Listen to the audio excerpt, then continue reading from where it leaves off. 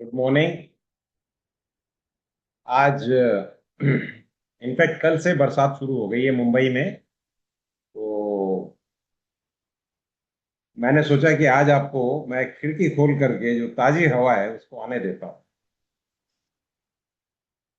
Background has changed, but ये मेरी खिड़कियां खोल दी है मैंने, तो इसकी वजह से ताजी हवा तो आ रही है। लेकिन साथ ही साथ एसी बंद हो गया, क्योंकि ऐसी सिचुएशन में एसी ऑन नहीं रखा जा सकता है। खैर, आज शुरू करते हैं। तो आज मैं सोच रहा था कि हमने कई विषयों पे बात की है। एक टॉपिक है जो काफी लोगों को सताता है, लोगों को भावनात्मक कर देता है। लोग काफी इमोशन में आ जाते हैं, कई बार एग्रेसिव हो जाते हैं। वो टॉपिक है बदला। बदला। तो न जाने कितने सिनेमा में, हिंदी फिल्मों में हमने देखा है कि अक्सर थीम होता है कि भाई किसी ने आपका कुछ बुरा कर दिया और आपने बदला लेने की कसम खा ली। वो जो हीरो है, वो हीरो तो खैर आप ही हैं, क्योंकि आप जब सिनेमा देखते हैं तो वो हीरो के उसके पूरे कैरेक्टर में आप ही प्रवेश कर जाते हैं। तो आपको लगता है कि वो मार रहा है, ये कर रहा है, वो कर रहा है, तो आपके अंदर में भी एक एक एक शक्ति का एक संचरण हो जाता है। तो आपको लगता है कि मेरे बिहाफ पर इसने मार दिया, तो यानी कि ऐसे ही हुआ जैसे कि मैंने इसको मार दिया। खैर, सिनेमा ऐसे ही चलता है। और बदले की भावना जो है, यह काफी सिनेमाओं का थीम रहा। खास करके आप देखेंगे कि जब एंग्री यंग मैन का दौर आया था, तो उस समय हमेशा वो बदले की ही चीज चलती थी। जंजीर से शुरू हुआ। जंजीर में बस वो तेजा तेजा विलन था जिसने हीरो के माँ बाप को मार डाला था, तो उसका बदला लेना। और उसके बाद में पिक्चर दी एंड हो जाती है। उसी तरह से कई पिक्चरें, कई बार किसी ने किसी की माँ को छोड़ दिया, बच्चा बड़ा होकर के अपने पिता को जा करके को बिजनेस में हरा देता है। त्रिशूल, ऐसी पिक्चरें बहुत बनी हैं और बहुत चली हैं। और एक शक्ति का अनुसरण, उसको देखने के बाद में एक बहुत ही एक एक एक शांति मिलती है, चिर शांति मिलती है कि चलो भाई, जस्टिस हो गया। उसने एक बुरा कर्म कर दिया, मैंने उसको सजा दे दी। कई बार सिस्टम में सजा देने के प्रावधान कैसे हैं, क्या है, उसके ऊपर में भी लोगों ने सिनेमा बनाए हैं, लोगों ने कटाक्ष किया है, लोगों ने ओपिनियंस दिए हैं। तो खैर, इन सब से उठ करके मैं आपको अपने भीतर जाने की सलाह दे रहा हूं कि थोड़ा सा अंदर जाकर के सोचिएगा कि ये बदला होता क्या है। What exactly is revenge. और बच्चे को देखिए, छोटा बच्चा होता है, नीचे गिर जाता है, तो कई बार जो उसके साथ में अभिभावक होते हैं, वो एकदम से बच्चा रोने लगता है तो उसको कहते हैं नहीं नहीं नहीं देख, हप हप हप, वो जमीन को मार देते हैं। दो तीन बार जमीन को मार देने से बच्चे को एकदम शांति लगती है कि हाँ, इस जमीन ने मुझे चोट पहुंचाई और इस जमीन को अभी हमने भी चोट पहुंचा दी। ये एक सिस्टम है। मैं इस भावना की बात कर रहा हूं कि आप इसको सोचिएगा, ये कहाँ से आती है कि जिसने मुझे जैसा किया मैं भी उसके साथ वैसा करूं। तो ये एक बायोलॉजिकल इंस्टिंक्ट है या क्या है? एवोल्यूशन में तो यह है कि हर प्राणी अपने सर्वाइवल के लिए ही जीता है और सर्वाइवल के प्रयास करता है। तो जब उसके सर्वाइवल को कोई धोखा हो जाता है या जब उसको कोई खतरा महसूस होता है, या फिर उसकी प्रोजेनी यानी कि उसके विभावक या उसके जो आने वाले जो नस्ल है, उसको कोई मार देता है, तो फिर वो एक एक भावना में चला जाता है कि इस तरह की चीजें यदि जीवित रही तो आने वाली मेरी और नस्लें भी बर्बाद हो सकती हैं। तो जेनेटिकली अपने नेक्स्ट जीन्स को बचाने के लिए जो आपके ऑलरेडी कहीं डेंजर क्रिएट कर रहा है उसको खत्म कर देना उचित है। यह एक भावना हो सकती है कि ये इवोल्यूशन में आई होगी, क्योंकि यदि कोई पंछी के अंडे अगर कोई सांप खा जाता है, तो पंछी के आगे आने वाली नस्ल या उसकी जो जेनेटिक आगे जो प्रोग्रेशन है वो बंद हो जाता है। तो मैं अक्सर ये कहता हूँ कि जीवन का जो अर्थ है, what is the purpose of life, तो अगर प्योर बायोलॉजी में अगर आप देखेंगे तो पर्पस ऑफ लाइफ दो ही होते हैं, survival of the self and survival of the species. यानी कि आपका खुद का सर्वाइवल, आप जीवित रहें, हैबिटेट मिल जाए आपको, और दूसरा है कि आपके आने वाली नस्लें जो बढ़ जाएं। तो यही होता है बायोलॉजी के हिसाब से पर्पस ऑफ लाइफ। अब यह करने के लिए आपके जीन्स जो है वो आपके बाद में आपके नस्लों में जाते हैं और आगे आगे आगे आगे नेक्स्ट जनरेशन में चले जाते हैं। जीन्स को बचाने के लिए आपको उसके आने वाले खतरे उसको समाप्त करना ही एक उपाय होता है। तो यदि पंछी सांप को मार नहीं सकता क्योंकि उसके अंडे खा के चला गया, तो पंछी क्या करता है कि अपने बचाव के लिए ऐसी जगह घोंसला बना देता है जहां पर सांप ना आ सके। ऐसी जगह ले जाता है कि भाई नेक्स्ट जनरेशन नेक्स्ट सीजन जब मेरे कुछ अंडे होंगे तो उसको कोई खतरा ना हो। कुछ प्राणी ऐसे होते हैं कि जिससे उनके अगर नेक्स्ट जनरेशन को खतरा हो तो उसको सामने वाले को जाकर के मार डालते हैं कि भाई ये पर्टिकुलर स्पीशीज जो है ये मेरे आने वाले जनरेशन को खत्म कर सकता है, इसलिए उसको खत्म कर दिया जाए। ऐसा भी होता है। तो जैसे प्रेडेटर्स होते हैं उसके साथ में फाइट करने वाले भी होते हैं। तो हर प्राणी अपना अपना बचाव करता है, न केवल अपने खुद का बचाव करता है बट आने वाली नस्लों का भी बचाव करता है। इसमें destruction of the person who is threatening your genetics, who is threatening your next generation, वो आवश्यक हो जाता है प्योर जंगल सिचुएशन में।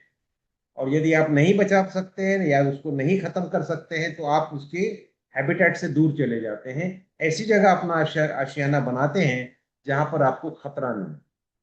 तो ये एक बायोलॉजिकल इंस्टिंक्ट तो है कि भाई किसी ने कोई नुकसान कर दिया कुछ कर दिया तो उसको खत्म कर दो, या फिर जितना नुकसान मुझे किया है उतना उसको कर दो।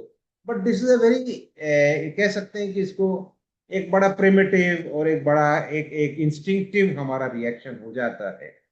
That is in keeping with the biological जो हमारा जीनियोलॉजी आया है, जो हमारे इवोल्यूशन हुआ है कई सौ सालों से, कई हजार सालों से, कई लाखों सालों से इवोल्यूशन चलते आ रहा है। तो वो इवोल्यूशन में जो हमने रूल सीखे हैं वो हमारे जीन्स के थ्रू आगे आगे आगे आगे चले जाते हैं। तो वो जो इंस्टिंक्ट हमारे अंदर है to take some kind of action so that the threat to my next generation is absolved, यह एक जो चीज है ये बायोलॉजिकल। अब उसको जब हम डेवलपमेंट और इवोल्यूशन और हमारी ह्यूमैनिटी की डेवलपमेंट के परिप्रेक्ष्य में देखते हैं तब समझ में आता है कि ये हमेशा वैसा नहीं है। हमारा सबसे बड़ा खतरा अब या तो नेचर है या फिर दूसरे मनुष्य है। प्राणियों से उतना खतरा नहीं रहा है। अब हम काफी इवॉल्व हो गए हैं, हमारे पास में प्रीफ्रंटल कॉर्टेक्स है जो मैंने एक बार पहले भी बताया था। उस कॉर्टेक्स की वजह से हम इमेजिन कर सकते हैं, हम तरह तरह की चीजों का इजाद कर सकते हैं। और हमारी जो बिहेवियर है ये सिर्फ to the on the minute on the spot या एक्शन को इमीडिएट रिएक्शन करने के अलावा अब थिंकिंग में आ गया है। थिंकिंग, इमेजिनेशन, तो हम अपना बचाव ज्यादा अच्छी तरह से कर पाते हैं, बेहतर कर पाते हैं।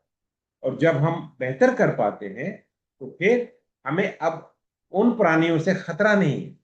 हम जंगल छोड़ करके घरों में आ गए हैं।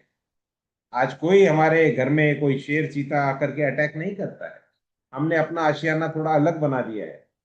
धीरे धीरे धीरे धीरे जैसे जैसे इवोल्यूशन बढ़ता है हम जो खतरे हैं उनसे अपने आप को दूर करते चले जाते हैं and we try to make better situations for our next generation to survive. उसके सर्वाइवल के लिए हम कहीं ना कहीं अच्छा सिचुएशन क्रिएट कर। ठीक है। लेकिन हुआ क्या है कि अब इवोल्यूशन में आप देखेंगे तो 16 17 लाख साल पहले होमोसेपियंस ह्यूमन बींग्स आए और कई लाख साल तक तो वो जंगल में ही थे। और एक 60,000 साल पहले 60,000, यानी कि देखिएगा लंबाई बहुत है, 16 लाख और 60,000। तो पिछले 60,000 साल में हम थोड़े बाहर आए। कहते हैं कि आउट ऑफ अफ्रीका जो प्रोसेस है, उसके पहले सब अफ्रीका में थे, और 60,000 साल पहले एक महिला अफ्रीका से बाहर आई, जो हम सब की माँ है। हम सब जो अफ्रीका के बाहर हैं, चाहे भारतीय हो, चाहे कोरियन हो, चाहे नॉर्वेजियन हो, चाहे अमेरिकन हो, चाहे इटालियन, चाहे रशियन, चाहे उज्बेक, हम सब जो हैं एक ही माँ की संतान है। तो वो जब बाहर आई तो we can trace our lineage to that one lady. अब उसका परिप्रेक्ष्य जो है, उसका जो समय जो देख रहे हैं आप, सिर्फ 60,000 साल पहले ही हुआ है। उन 60,000 साल में भी हम धीरे धीरे इधर उधर घूमते रहे, हमारे पूर्वज। और अब पिछले 10 एक हजार सालों में हमारे पास में थोड़ी बहुत रिकॉर्डेड हिस्ट्री है। Egyptian civilization, Indus valley civilization, Mesopotamian, तरह तरह की जो सिविलाइजेशंस हुए हैं, ये पिछले 10 एक हजार सालों में ही हुए हैं। और पिछले अब पास पास जब आ जाते हैं तो अब देखेंगे 2,500 साल पहले गौतम बुद्ध हुए। अब एक आधा हजार साल पहले आप देखेंगे तो फिर ये नॉन हिस्ट्री आपकी अच्छी से आपको समझ में आने लगे, फ्यू थाउजेंड। और अभी आप देखते हैं तो अब हम 50 साल 100 साल, 1995 के पहले या 93 के पहले आपके पास में मोबाइल फोन भी नहीं, लैंडलाइंस हुआ करते थे। भी देखते देखते ही लैंडलाइन आ गए, मोबाइल फोन आ गए। देखते देखते पहले वो ग्रामोफोन के रिकॉर्ड बना करते थे, उसके बाद टेप रिकॉर्डर्स आए स्कूल टू स्कूल, उसके बाद में कैसेट टेप आया, कैसेट टेप के बाद सीडी आए, सीडी के बाद में डीवीडी आए, डीवीडी के बाद में फ्लैश ड्राइव आ गया है। और अब तो आपको कोई रिकॉर्डिंग इंस्ट्रूमेंट की जरूरत ही नहीं, आपका टेलीफोन, आपका मोबाइल फोन ही रिकॉर्ड कर लेता है। तो डेवलपमेंट जो हुए हैं पिछले 20-25 साल में, वो पिछले 200 साल की जो डेवलपमेंट उससे कहीं ज्यादा है। तो डेवलपमेंट की जो स्पीड है वो भी बढ़ते चले जा रही है। तो पहले 200 साल में जो होता था वो 50 साल में हुआ, जो फिर उसके बाद में जो 50 सालों में वो 25 में हो गया। अब कम कम कम कम हो रहा है। डेवलपमेंट के साथ में आपके ऊपर होने वाले जो खतरे हैं, अब वो खतरा आपको वाइल्ड एनिमल से नहीं रहा। आप 10,000 साल पहले, 5,000 साल पहले घरों में आ गए, आपने अपने आशियाने को थोड़ा सा जंगल से दूर कर दिया, आपने एग्रीकल्चर कर ली, उसकी वजह से अब वो खतरे नहीं रहे हैं। तो जो इंस्टिंक्ट है कि प्रेडेटर को खत्म करना है, वो इंस्टिंक्ट तो अभी भी हमारे अंदर है, लेकिन अब उसकी जरूरत नहीं रही, क्योंकि वो प्रेडेटर आ ही नहीं रहा है, दूर चला गया है। कभी कभार कोई आ जाता है तो हम देख लेते हैं।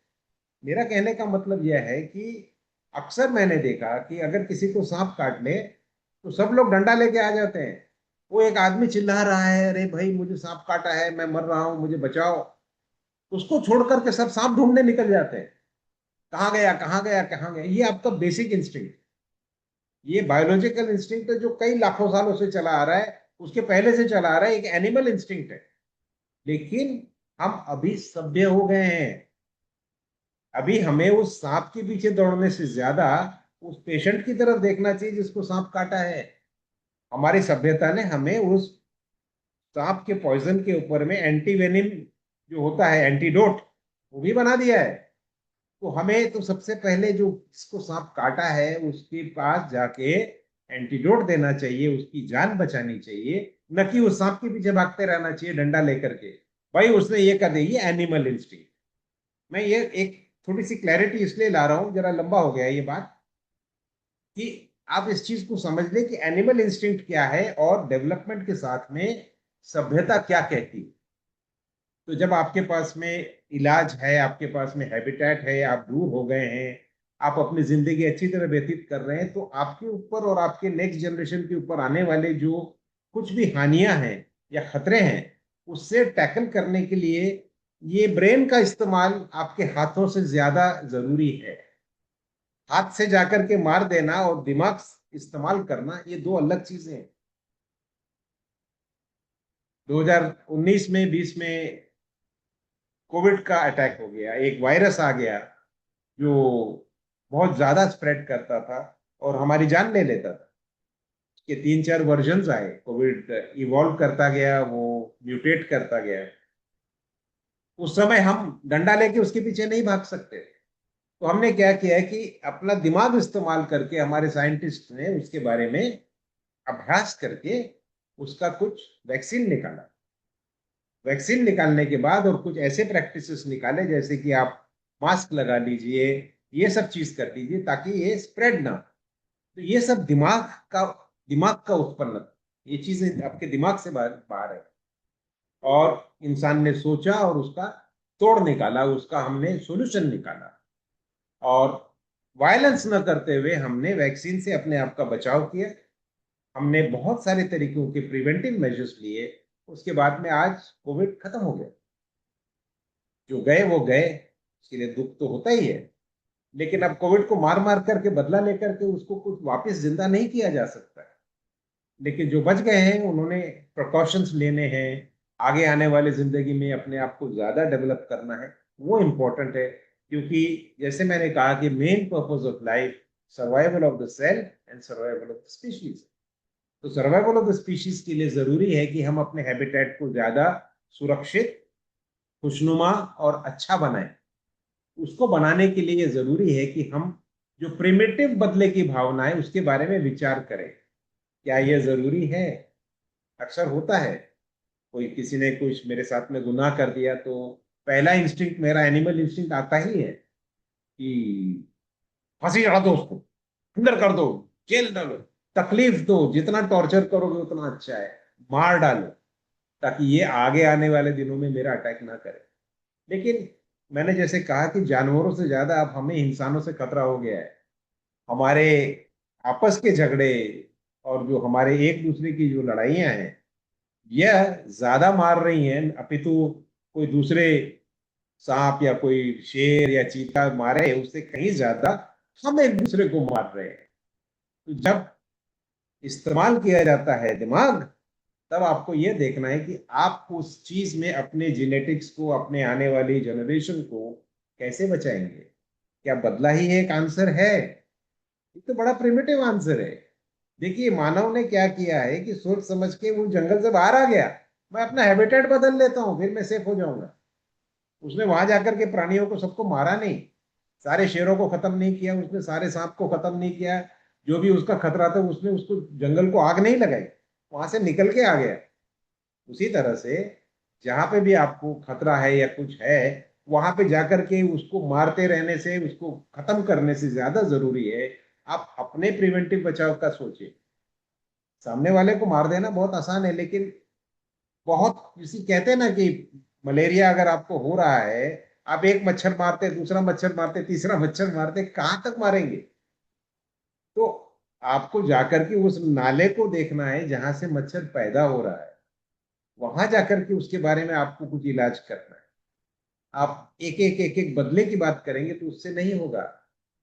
जो सिस्टमैटिक चीजें, सिस्टेमिक चीजें, जैसे कि कोविड का वैक्सीन निकला तो उसके सिस्टम के बारे में अभ्यास किया गया, उसको कौन सी चीज प्रिवेंट करती है वो वैक्सीन बनाई, उससे उसकी जो डुप्लीकेशन है या उसकी जो कुछ भी सर्वाइवल की जो चीजें थी उसको हमने खत्म कर दिया।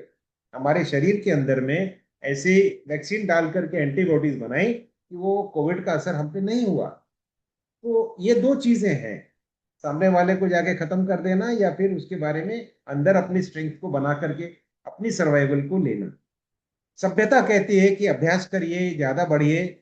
और जो एनिमल इंस्टिंक्ट है वो शायद उतना सोल्यूशन नहीं देगा जितना कि आपका दिमाग आपको सोल्यूशन देगा। तो यही होता है। हम अक्सर बच्चे को क्या सिखा देते हैं कि भाई नीचे गिरे हो तो जमीन को हप हप करके मार दो। वो उसका एनिमल इंस्टिंक्ट है, उसको अच्छा लगता है, वो शांत हो जाता है। बट जब आप बढ़ते हैं, आप पढ़ाई करते हैं, आप जब शिक्षित होते हैं, तो क्या यह जरूरी है कि आप बदला लेते रहें? इमीडिएट एंगर आता है, आपके किसी चाहने वाले का नुकसान हो जाए, आपका नुकसान हो जाए, आपका कोई लॉस हो जाए, तो इमीडिएटली एक एनिमल इंस्टिंक्ट आता है, अंदर आता है।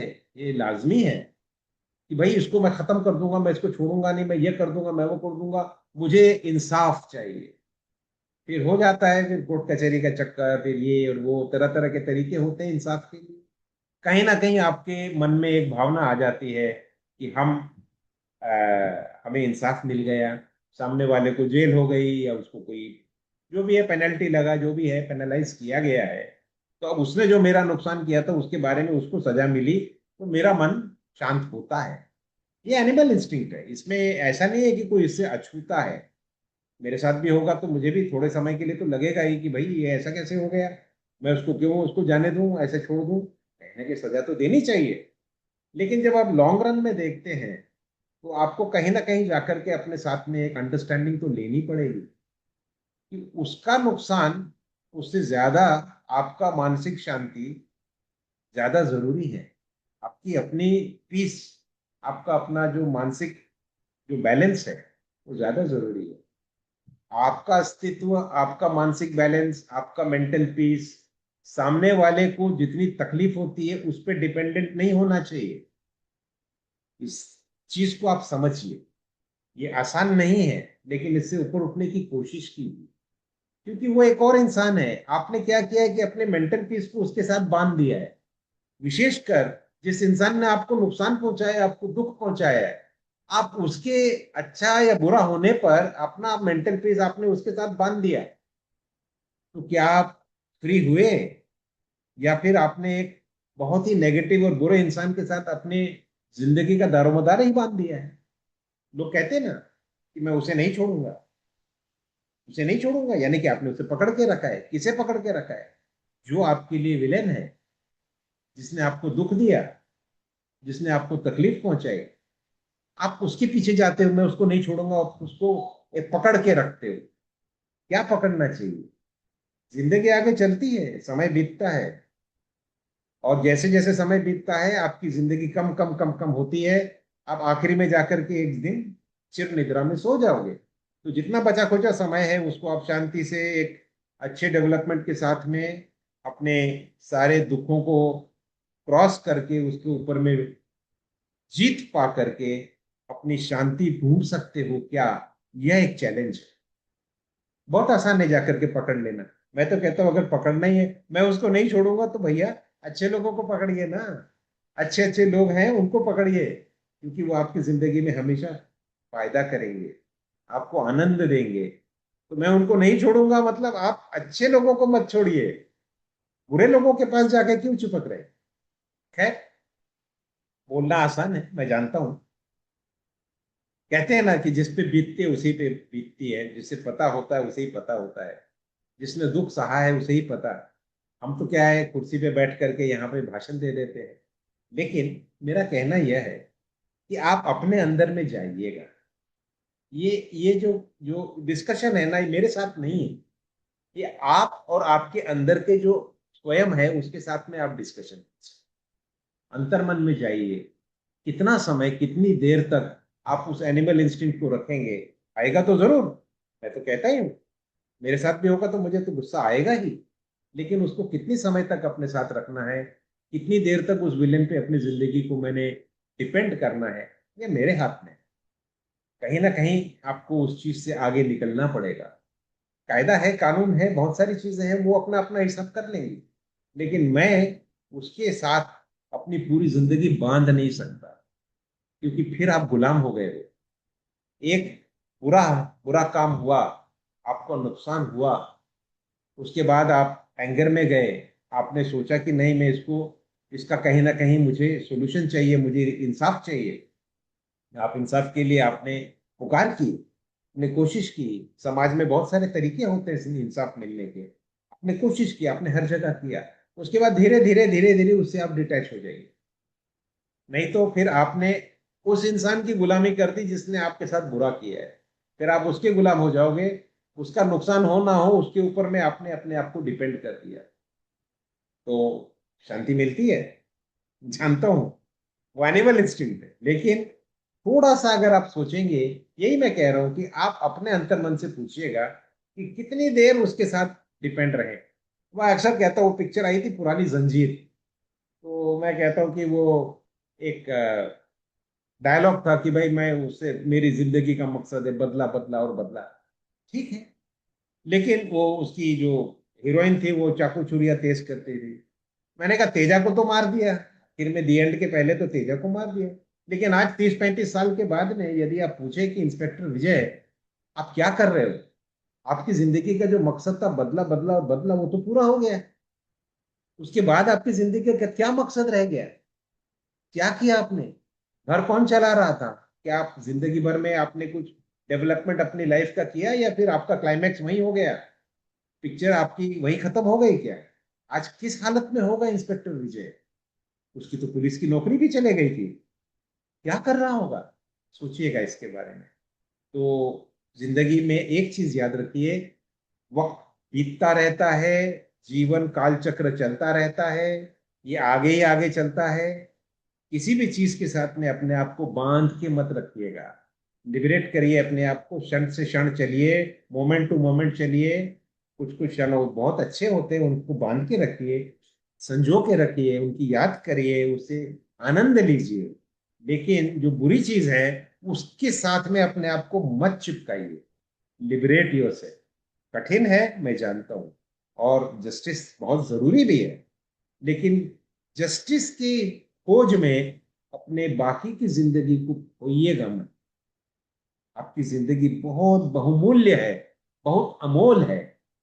न जाने आप कौन कौन सी चीज हमारी सभ्यता को दे सकते हैं। अपने सत विवेक का उपाय करें, उसका उपयोग करें, और अपने सत विवेक से, बुद्धि से नई नई चीजों को क्रिएट करें। तो ये कंट्रीब्यूशन जो होगा, ये हमारी सभ्यता को बढ़ाएगा। You are a very important part of this civilization, ये कभी मत भूलिएगा। कोई एक विलन आपकी जिंदगी की कंट्रीब्यूशन को छीन नहीं सकता, आपकी क्रिएटिविटी को मार नहीं सकता। आप उसके ऊपर हैं, सर्वोत्परि आप ये। बस आज मुझे इतना ही कहना था। तो मुझे उम्मीद है कि आपको ये मेरा थोड़ा संभाषण पसंद आया होगा, और आप अवश्य थोड़ा अपने अंदर जाकर के सोचेंगे। ये ये जो डायलॉग है, ये मेरा आपके साथ नहीं है, मेरा प्रयत्न है कि आप अपने अंतर मन में जाएं, इसके बारे में विचार अवश्य करें। पसंद आया तो ले लीजिए, अपितु आप तो फ्री हैं, आप जो चाहे सोच सकते हैं। तो प्रशांत जी, कोई कमेंट, कोई प्रश्न प्रश्न कोई कुछ आया है? Yes sir. Doctor Nilesh ji ने एक प्रश्न भेजा है।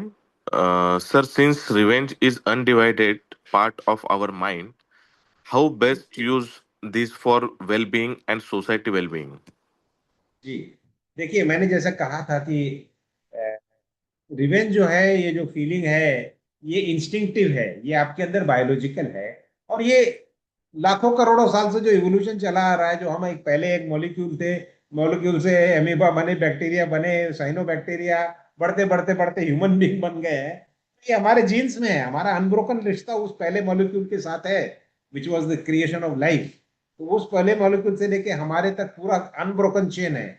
बीच में ही कहीं ना कहीं हमारे सर्वाइवल इंस्टिंक्ट की वजह से हमारे ये चीजें हुई हैं, कि हम उसको, जो भी चीज हमारी सर्वाइवल को या फिर हमारी स्पीशीज की सर्वाइवल को खतरा प्रोड्यूस करता है, उसे हम खत्म कर देते हैं। ये एक एनिमल बिहेवियर है, और ये इंस्टिंक्टिव है। तो हमें अब यही, मैंने जैसे कहा कि थोड़ा सा अब ये जो फ्रंटल लोब है, आप सोच सकते हैं, आप इमेजिन कर सकते हैं। कुत्ते, बिल्ली, शेर, चीता, ये सोच नहीं सकते, इमेजिन नहीं कर सकते। तो आप इस चीज का इस्तेमाल करें, आपको बुद्धि अच्छी है, आप इसको इस्तेमाल करें और शांति से सोचें, अंतर्भाव होकर के सोचें कि क्या यह मेरे लिए सही है। मेरा एनिमल इंस्टिंक्ट तो बहुत कुछ कहता है, लेकिन आज तो हम नियम, कुछ ना कुछ कायदे बनाए हैं, हम हर चीज के एनिमल इंस्टिंक्ट को कंट्रोल कर लेते हैं ना। तो इस बदले की भावना को भी आप कहीं ना कहीं कंट्रोल कर पाएंगे, ऐसी मेरी उम्मीद है। जी, प्रशांत जी। सर, वर्षा नागपाल मैडम का कमेंट आया है, very good thought, thank you. और दूसरा कोई क्वेश्चन नहीं है सर। ठीक है, तो बस 8 बजने वाले हैं। आप सब मेरे साथ में रहे, और आज थोड़ा सा, मैंने जैसे कहा है कि बरसात है, तो मैंने कहा कि बाहर का थोड़ा सीन आप भी देखें। तो I hope you have enjoyed today's talk. Thank you very much. और आप इन विचारों के बारे में अवश्य सोचिएगा। धन्यवाद।